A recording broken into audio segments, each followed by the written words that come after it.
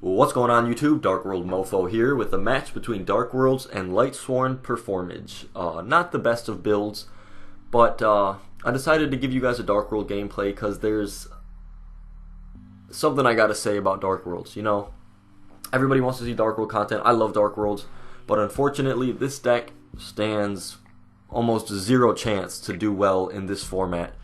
As I'm seeing everything unfold, I can just tell right now Dark World will never be fast enough or even powerful enough to combat against the meta. It's just impossible.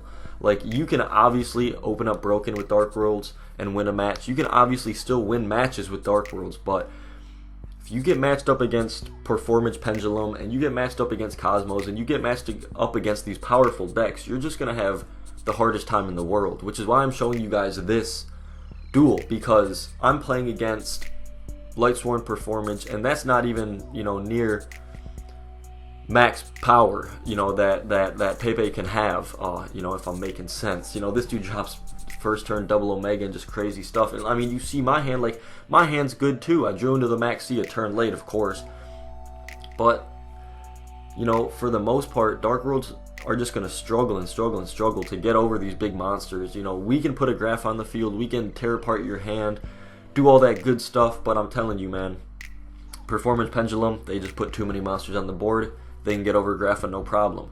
Cosmos, they have Dark Destroyer. The best a Grapha can do is crash into a Dark Destroyer, and after you crash into a Dark Destroyer, you're giving your opponent that +1. So unfortunately, you know, I hate to say it, but Dark Worlds aren't going to stand a chance in this meta. You know, I really wish they were. If they were, I'd be playing them hands down. But me wanting to be a competitive Yu-Gi-Oh player, you know, I'm going to have to play the best deck. And it might not even be Cosmos. So, you know, I'm in a little bit of a predicament right now. I don't know what I'm going to play for these regionals coming up. You know, if I do earn my invite, I'll still play a Dark World build at one of the other regionals for you guys, just to show you, give you a regional report and kind of my thoughts on the deck after I've played it IRL. But doing this DN testing, you know, it's just proven to not be a strong enough deck. Like, you see me make a play here, I don't even really know what to do. I just went into a big 4,000 beat stick to just try to do as much damage as I can, but he has 2 Omegas coming back. He's going to rip the rest of the cards out of my hand, and it's just GG from there.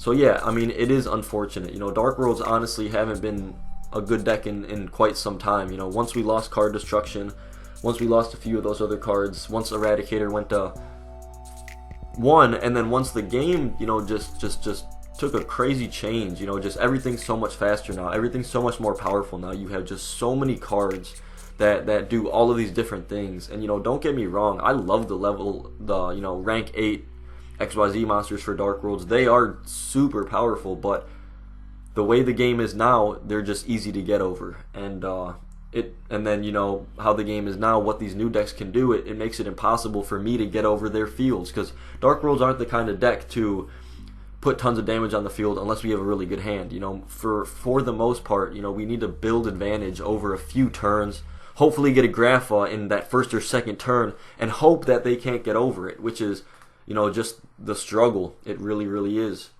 And you see me struggling here game 2. You know, it looks like I'm opening up really, really good. You'll see how the game progresses, though. It did turn out to be a good match. I thought it showed how Dark Worlds, you know, can get close to standing a chance, but, you know, they're always just gonna kind of get not outplayed, but just, you know, just outnumbered in cards, and just outnumbered by monsters on field. You know, just the amount of monsters these decks can summon, you know, Dark World can't compete with it unless we open the nuts, and then they don't open the nuts. But no one wants to take that risk every time, and I know you guys might not like hearing this. I don't like hearing it either. I'm sure I've made a video in the past about how Dark Worlds can't stand a chance in the meta, and it kind of saddens me, man. I'm the Dark World mofo. I'd love to play Dark Worlds, but do not worry, guys. I will still be bringing you as much Dark World content as I can, updated deck profiles, IRL deck profile duel videos if I see anybody playing them, or once I start playing them again. And you know, you're gonna see tons of good content on this channel. You know, competitive Yu-Gi-Oh, vlogs, you know, whatever you guys want to see, you name it, I'll get it on this channel for you guys. You know, I'm still the Dark World mofo, but I'm still a Yu-Gi-Oh player, and there's gonna be Yu-Gi-Oh videos on this channel from now on. So please make sure to give this video a like, comment, and subscribe if you haven't. You guys are the best. Thank you for watching this video. I'm sorry I can't make Dark Worlds any better. You know, if I could, I would. You guys already know that though.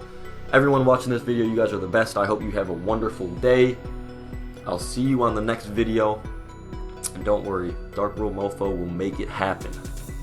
Maxie's a really powerful card. Pick those up. Anyway guys, thank you so much for watching. As always, this is your boy DarkWorldMOFO, and I'm out. Peace.